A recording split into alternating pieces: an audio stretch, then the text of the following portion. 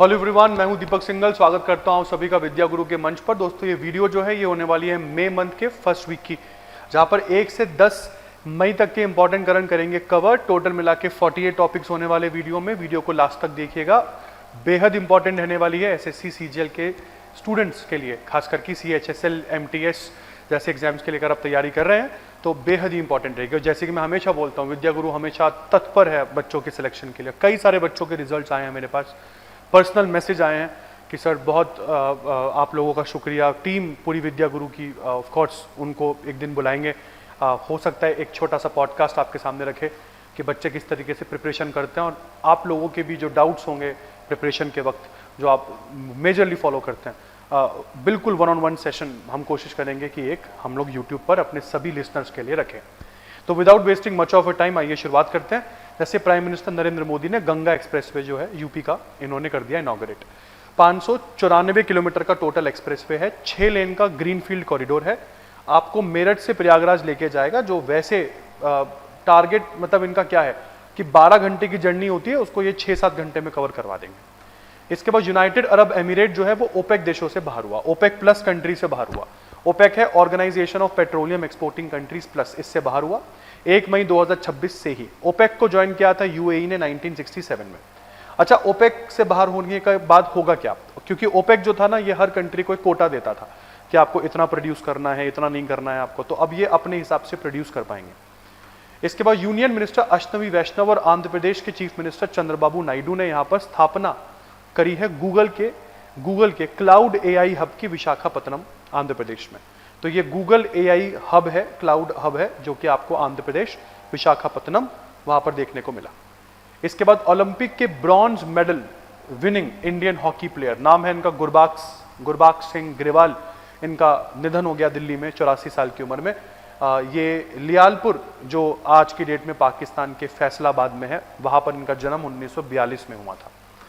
इसके बाद इन्होंने मैक्सिको सिटी 1968 ओलंपिक्स में गोल्ड जीता था। 1 मई को लेबर डे हम लोग मनाते हैं। इस बार का इंटरनेशनल लेबर डे का थीम रहा ensuring a healthy psychological working environment. इसके बाद दोस्तों कर्नाटक बात करते हैं। कर्नाटक ने लॉन्च किया है भारत का पहला digital grievance redressal system gig workers के लिए।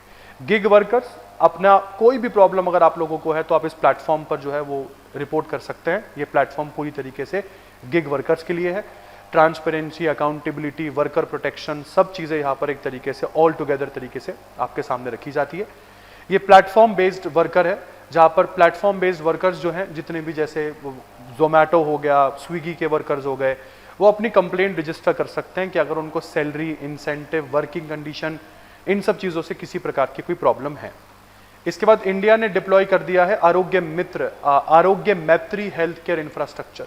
ये आरोग्य मैत्री हेल्थ केयर इंफ्रास्ट्रक्चर आपको देखने को मिल रहा है, ये जमाइका में हम लोगों ने डिप्लॉय किया है। ह्यूमैनिटेरियन असिस्टेंस और डिजास्टर रिलीफ फ्रेमवर्क के अंतर्गत ये पूरा जो आपको तामझाम दिख रहा है, ये भारत की तरफ से जमाइका गया हुआ है। इंडिया और कैरिबियन देशों के साथ इससे हमारे संबंध और बेहतर होंगे। इसके बाद कैलाश मानसरोवर यात्रा जून में शुरू होगी और ये यात्रा जो है वो अगस्त तक चलेगी।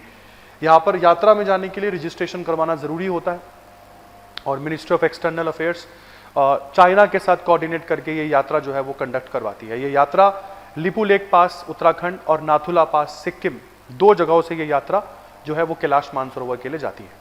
इसके बाद प्रवीण शेख 2026 में इन्होंने विटले अवार्ड जीता है। प्रवीण शेख ने इंडियन स्किमर कंजर्वेशन के लिए, Indian skimmer conservation, Whitley fund for nature ने ये award Indian scientist Praveen Shaikh को दिया है।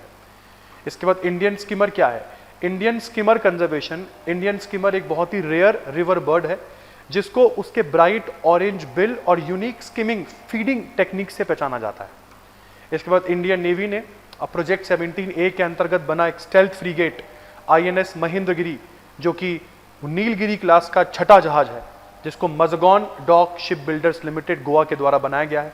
इस को अपना मजगॉन डॉक शिप बिल्डर्स, अगर मैं गलत नहीं हूँ तो ये आई थिंक मुंबई में है, उनके द्वारा बनाया गया है, MDSL के द्वारा। और इस जहाज को हमने जो है वो इंडियन नेवी में शामिल कर लिया है। इसके बाद फिल्म मेकर आशुतोष गोवारिकर ये बन गए हैं director 57th international film festival of India के। तो 57वें international film festival of India के नए डायरेक्टर जो है वो निकल कर आए हैं, आशुतोष गोवालिकर। ये फिल्म फेस्टिवल गोवा में होगा इस बार। इसके बाद विश्वजीत सहाय जो है दोस्तों, ये सेक्रेटरी बने हैं डिफेंस फाइनेंस के, 1990 बैच के IDAS Indian defence account service officer हैं। इसके बाद तेलंगाना के मुख्यमंत्री रेवंत रेड्डी ने यहाँ पर विक्रम वन को फ्लैग ऑफ किया। क्या है विक्रम वन इंडिया का पहला प्राइवेटली बिल्ट ऑर्बिटल रॉकेट है, जिसको स्काईरूट एरोस्पेस के द्वारा बनाया गया है। यहाँ पर आपको रेवंत रेड्डी खड़े दिख जाएंगे। स्काईरूट एरोस्पेस के द्वारा बनाया गया ये रॉकेट इंडिया का पहला प्राइवेटली बिल्ट रॉकेट है। याद रखिएगा, इससे पहले ज्यादातर रॉकेट इसरो खुद डेवलप करता था। गुजरात का फाउंडेशन डे, गुजरात महाराष्ट्र का फाउंडेशन डे 1 मई को सेलिब्रेट हुआ। 1960 में यहाँ पर ये दोनों देश स्वराष्ट्र के जो पार्ट हुआ करते थे उससे अलग हुए। इसके बाद 2 मई को वर्ल्ड ट्यूना डे सेलिब्रेट किया जाता है। रिजर्व बैंक ऑफ इंडिया ने यहाँ पे क्लैरिफाई कर दिया है, अब बहुत इंपॉर्टेंट करंट होगा, अगर आप क्रेडिट कार्ड यूजर है और आप किसी भी बिल को पे करने के लिए या पे करने में एक दो दिन का टाइम ले लेते हैं, मतलब तो वो 1-2 जो दिन होंगे वो आपको ग्रेस पीरियड की तरह दिए जाएंगे। तो आपको 3 दिन का ग्रेस पीरियड दिया जाएगा अपने क्रेडिट कार्ड पेमेंट्स के लिए।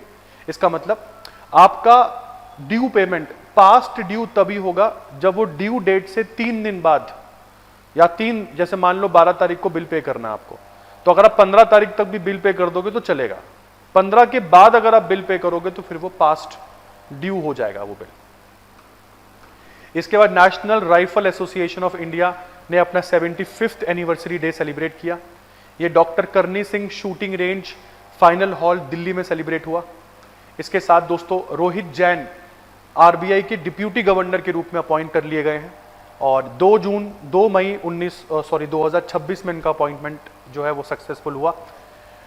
ये अपॉइंटमेंट आरबीआई एक्ट 1934 के सेक्शन 8 के अंतर्गत की गई है। मुझे आपको कमेंट सेक्शन में बताना है कि आरबीआई में कितने डिप्यूटी गवर्नर होते हैं। संजय मल्होत्रा जी के अलावा और कितने डिप्यूटी गवर्नर्स होते हैं? संजय मल्होत्रा तो गवर्नर हैं आरबीआई के। इसके बाद श्री अनुग्रह नारायण दास ये बने हैं controller general of defence accounts. Sir भी 1991 बैच के Indian defence account service officer है।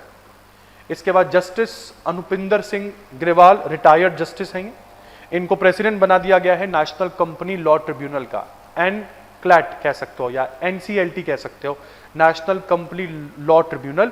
इनकी अगर मैं आप बताऊं तो NCLT जो है उसमें जो भी इंसान प्रेसिडेंट बनता है तो या तो वो 67 साल की उम्र तक प्रेसिडेंट बनता है, नहीं तो 5 साल के लिए। इसमें से जो पहले हो जाए उसके बेसिस पर आप रिटायर हो जाते हो। इसके बाद इंडियन आर्मी का कंटिजेंट कंबोडिया गया। इंडिया और कंबोडिया के बीच में इस बार मिलिट्री एक्सरसाइज हुई जिसका नाम पड़ा सिनबैक्स 2। Next world press freedom day celebrate हुआ 3 मई को। और यहाँ पर अगर आप पता है आपको प्रेस इंडेक्स में वो मोदी जी का एक बड़ा इंपॉर्टेंट जो प्रॉब्लम है वो वायरल यहाँ पर हुआ। अगर मैं वर्ल्ड अपना वो प्रेस फ्रीडम इंडेक्स की बात करता हूँ तो इंडिया का रैंकिंग जो है वर्ल्ड प्रेस फ्रीडम इंडेक्स में वो काफ़ी बुरा है। 180 देशों में से 187 पर आते हैं हम लोग। जबकि अगर मैं नंबर 1 कंट्री की बात करूं तो नॉर्वे अपने आप को, मतलब नॉर्वे की प्रेस दुनिया की सबसे स्वतंत्र प्रेस मानी जाती है। तो वो ये जो नॉर्वे की हेल लियांग है, तो हेल लियांग ने पूछा था ना वो नरेंद्र मोदी से कि सर आप क्यों जो है वो दुनिया की सबसे स्वतंत्र प्रेस के क्वेश्चन आप क्यों आंसर नहीं करते हो। तो हालांकि अब उनका फेसबुक और इंस्टाग्राम अकाउंट सस्पेंड हो गया इन सब चीज़ों के लिए। आगे बढ़ते हैं दोस्तों। Ministry of statistics and programme implementation के द्वारा women and man in India 2025 report निकाली गई। यह रिपोर्ट इस बार की 27वीं रिपोर्ट है और इस रिपोर्ट ने बताया है कुछ इंपॉर्टेंट चीज़ें, जैसे sex ratio at birth Bharat में इंप्रूव हुआ है, 904 से बढ़कर 917 हो गया है। इन्फेंट मोर्टिलिटी रेट भी कम हुआ है। जेंडर पैरिटी जो है वो हमने स्कूल एजुकेशन में अचीव कर ली है। Gross enrolment ratio higher education में बढ़ा है।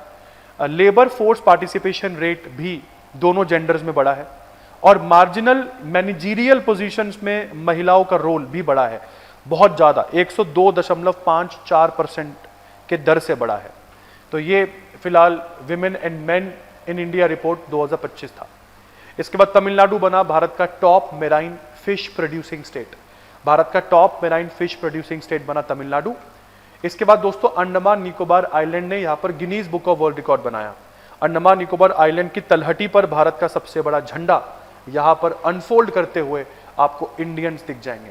ये झंडा 60 बाय 40 मीटर का झंडा जो है वो यहाँ पर बनाया है और ऑफिशियल रिकॉग्निशन इनको गिनीज वर्ल्ड रिकॉर्ड के द्वारा दी गई है कि ये सबसे लंबा अंडर वाटर नेशनल फ्लैग है, जो राधानगर बीच जो कि स्वराज द्वीप के पास में है वहां पर इसको अनफोल्ड किया गया है। इसके बाद सिक्किम बना इंडिया का पहला पेपरलेस जुडिशरी, पहला fully paperless judiciary Sikkim. Justice Suryakant, जिन्होंने आप लोगों को कॉकरोच बोला, वही सूर्यकांत जस्टिस जो हैं, इन्होंने अनाउंस किया कि सिक्किम इंडिया का पहला राज्य बन गया है जिसने पूरी तरीके से पेपरलेस जुडिशरी को अचीव कर लिया है। इसके बाद लोकसभा के स्पीकर ओम बिरला जी ने कुछ कमेटीज अपॉइंट करी है पार्लियामेंट में, बेहद ही इंपॉर्टेंट रहेंगी ये कमेटी क्योंकि ये आप लोगों से पूछी जाती है। जैसे committee on estimates, committee on estimates में 30 मेंबर होते हैं और सभी लोग लोकसभा के होते हैं। तो कमेटी ऑन एस्टीमेट्स के हेड है बीजेपी के MP doctor Sanjay Jaiswal. Committee on public undertakings में टोटल मेंबर 22 होते हैं जिसमें 15 लोकसभा और 7 राज्यसभा के होते हैं। फिलहाल इस पब्लिक अंडरटेकिंग कमेटी के हेड बने हैं बीजेपी के एमपी बैजयंत पांडा। पब्लिक अकाउंट्स कमेटी बेहद ही इंपॉर्टेंट होती है। इस कमेटी में टोटल मेंबर 22 होते हैं, 15 लोकसभा 7 राज्यसभा और इस कमेटी का हेड हमेशा ऑपोजिशन पार्टी का ही बनता है। तो पब्लिक अकाउंट्स कमेटी के हेड जो है वो इस बार बने हैं कांग्रेस के एमपी केसी वेणुगोपाल। फिर committee on welfare of schedule caste and schedule tribe, इस कमेटी के हेड बने हैं बीजेपी के MP Faggan Singh Kulaste. Sir public account committee का हेड भी ये लोग बीजेपी का ही बना देते, वो तो इनका बस नहीं चला क्योंकि पब्लिक अकाउंट कमेटी का हेड हमेशा ऑपोजिशन पार्टी का ही बनता है।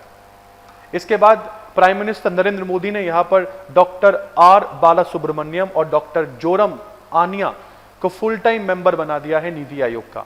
नीति आयोग में टोटल फुल टाइम मेंबर कितने होते हैं ये तो कहीं नहीं लिखा मिलेगा आपको, बट नीति आयोग में फुल टाइम मेंबर्स जो हैं वो प्लानिंग कमीशन से ज्यादा ही हो सकते हैं। फिलहाल अब total number of full time member जो नीति आयोग में है वो 7 हो चुके हैं इन दोनों के अपॉइंटमेंट के बाद। फिर मिजोरम ने यहाँ पर खुआरल जो है एक ऐप यहाँ पर जो है वो अनवील करी है। ये app real time disaster response जो है उसके बारे में आपको बताएगी। रियल टाइम में आपको डिजास्टर से संबंधित जो डेटा है अपडेट्स मिलेंगे।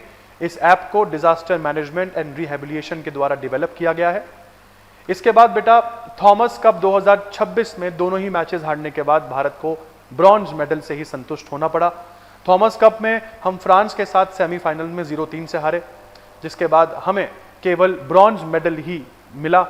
इस बार का थॉमस कप जो बैडमिंटन में होता है वो डेनमार्क के हॉर्सेंस में चल रहा था। आयुष शेट्टी साहब भी क्रिस्टो पोपोव से हार गए। किदाम्बी श्रीकांत भी एलेक्स लेनियर से हार गए। एच.एस. प्रणोय ये भी टोमा जूनियर पोपोव से हार गए, जिसके बाद इंडिया जो है पूरी तरीके से थॉमस कप से बाहर हो गया। हालांकि हम लोग ब्रॉन्ज लेकर संतुष्ट है। इसके बाद पद्मा डोरी इनिशिएटिव लॉन्च किया गया है। कहां पर? इस इनिशिएटिव को लॉन्च किया गया है ministry of development of north eastern region के अंदर। पद्मा डोरी एक क्रॉस रीजनल टेक्सटाइल क्लोथ है।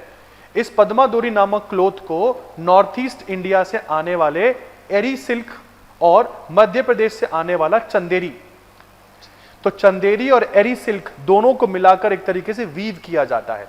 इस प्रकार का कपड़ा पद्मा डोरी कहलाता है, जिससे इंडिया में क्रॉस रीजनल टेक्सटाइल इंटीग्रेशन होगा। तो बहुत बढ़िया इनिशिएटिव है भाई साहब, बहुत बढ़िया। इससे एटलीस्ट नॉर्थ ईस्ट इंडिया और मेनलैंड इंडिया के बीच में कनेक्टिविटी तो बेहतर है ही है, लोगों के दिल भी अच्छे से मिलेंगे।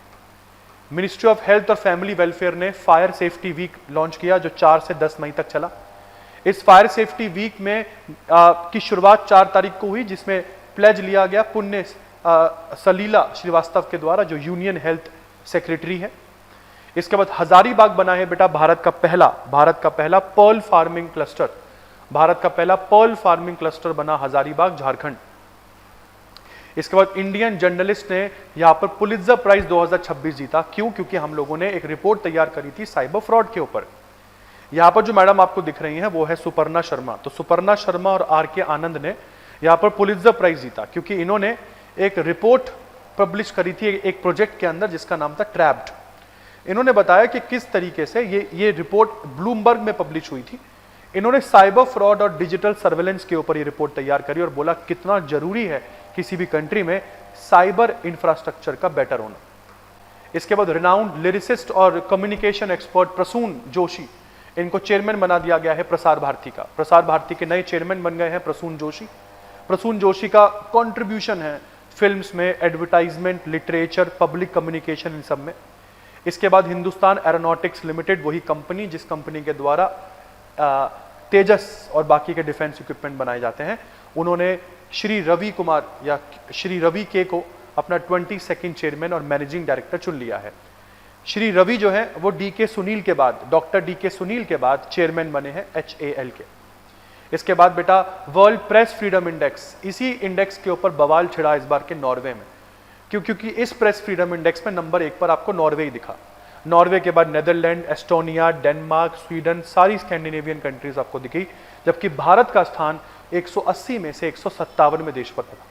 हमारे भारत में मीडिया को कई सारे नामों से पुकारा जाता है, गोदी मीडिया है ना, कि जो मीडिया है वो तो केवल पीएम की बात सुनती है, लीडिंग पार्टी की बात सुनती है, ऑपोजिशन को दबाती है। और सबसे गलत चीज मुझे भारत में लगती है वो क्या है कि अगर नॉर्वे में भारत के पीएम के साथ, क्योंकि ये केवल नॉर्वे की कहानी नहीं है ना, ये हर जगह होता है, जब भारत के प्रधानमंत्री के व्यक्तित्व के साथ कुछ इस तरीके से छेड़ता है कोई उन्हें, है ना, तो जिस तरीके से ऑपोजिशन पार्टी मजे लेती है ये सब चीजों की साथ मजा आ गया, आहा भारत में तो हम कर नहीं पाते हैं, बाहर आपने कर दिया, हमारा प्रधानमंत्री बेइज्जत कर दिया आपने।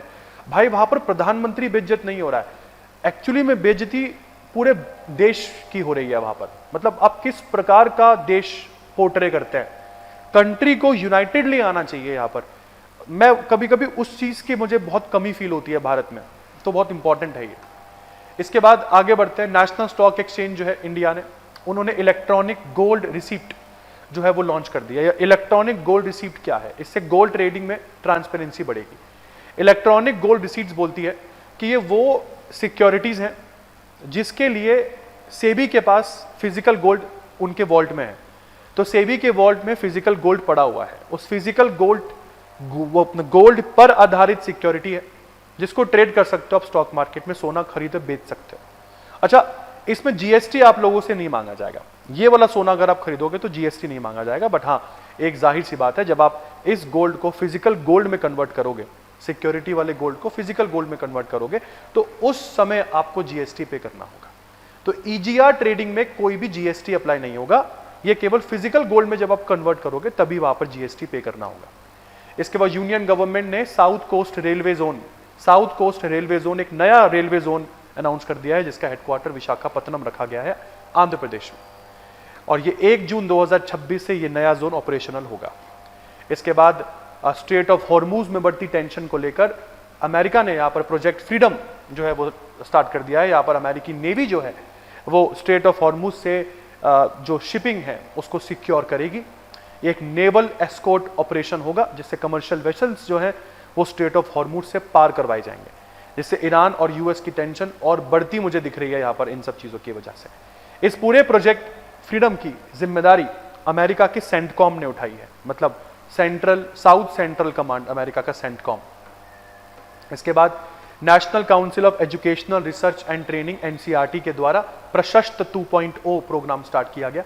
इससे बच्चों में कुछ 21-22 प्रकार की डिसेबिलिटीज जो होती हैं उसको आप लोग प्री जज कर पाओगे। तो टीचर्स को सिखाया जाता है इसमें कि बच्चों में अगर कोई डिसेबिलिटी है तो उसको आइडेंटिफाई कैसे करें।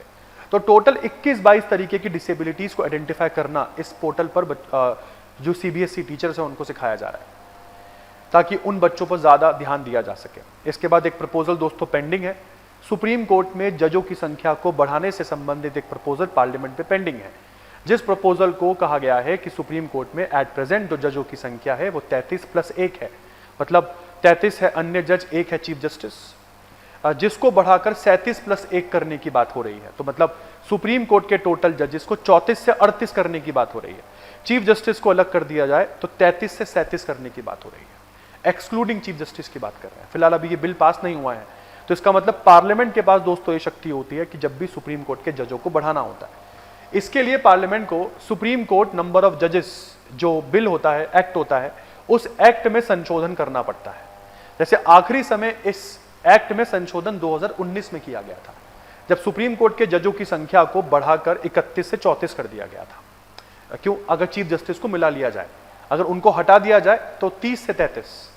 अब फिलहाल प्रपोज है 37। सुप्रीम कोर्ट जब बना था तब सुप्रीम कोर्ट में 11 जज काम करते थे 1956 में, जिनकी संख्या बढ़ाकर 14 करी गई 1960 में, 18 की गई 1977 में, 26 की गई 1986 में, 2008 में बढ़ के 30 हुए, 19 में 34 हुए और 26 में अब 38 करने की बात हो रही है चीफ जस्टिस को मिलाकर। हटा दो तो एक एक कम कर लेना फिर। यूनियन कैबिनेट ने अप्रूव कर दिया है एक नया शिप रिपेयर फैसिलिटी बनकर तैयार होगा गुजरात के वादीनार में। 1570 करोड़ की लागत से ये पूरी की पूरी शिप रिपेयर फैसिलिटी यहां पर बनेगी। इसके बाद श्री शशि शेखर वेम्पति, इनको चेयरमैन अपॉइंट कर लिया गया है central board of film certification का। इस पद पर सर 3 साल तक बैठेंगे डेट ऑफ ज्वाइनिंग से। इसके बाद बैडमिंटन वर्ल्ड फेडरेशन के द्वारा आयोजित थॉमस कप और उबर कप फाइनल खत्म हुआ। दोनों फाइनल डेनमार्क में चल रहे थे, हॉर्सेंस में चल रहे थे। इस बार का थॉमस कप 34वां था और उबर कप 31वां था। थॉमस कप अगर मैं बात करता हूं तो पीपल रिपब्लिक ऑफ चाइना ने थॉमस कप जीता और उबर कप जीता है रिपब्लिक ऑफ कोरिया, मतलब साउथ कोरिया ने। हालांकि भारत, जैसे कि मैंने आपको बताया कि अपन तो बस थॉमस कप में ब्रॉन्ज के साथ ही संतुष्ट होना पड़ा। उबर कप में हमें कुछ भी नहीं मिला, ना गोल्ड, ना सिल्वर, ना ब्रॉन्ज। इसके बाद सोमा मंडल की बात करते हैं। इन्होंने जीता south Asia regional award Cambridge dedicated teachers award 2026। तो कैम्ब्रिज डेडिकेटेड टीचर्स अवार्ड मिला है इस बार भारत की सोमा मंडल को। क्यों मिला है? एनवायरमेंटल और क्लाइमेट चेंज से संबंधित जो मैडम ने शिक्षा दी है, उस शिक्षा की वजह से आपने इनको यह अवार्ड दिया है। इसके बाद इंडिया जो है वो दुनिया का टॉप रेमिटेंस रेसिपिएंट कंट्री रहा 2024 में। वर्ल्ड माइग्रेशन रिपोर्ट 2026 की जो आई है, इस रिपोर्ट ने बताया कि 2024 में भारत को मिलने वाला रेमिटेंस बिलियंस में है। 137 बिलियन यूएस डॉलर भारत को इससे ज्यादा रेमिटेंस मिला। मतलब एकमात्र देश है जिसको 100 बिलियन से ऊपर केवल रेमिटेंस का पैसा एक साल में आ जाता है।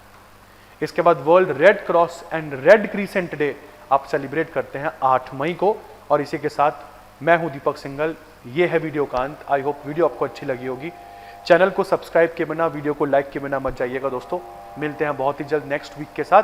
तब तक अपना ध्यान रखिए, घर पर रहिए, सुरक्षित रहिए और पढ़ते रहिए।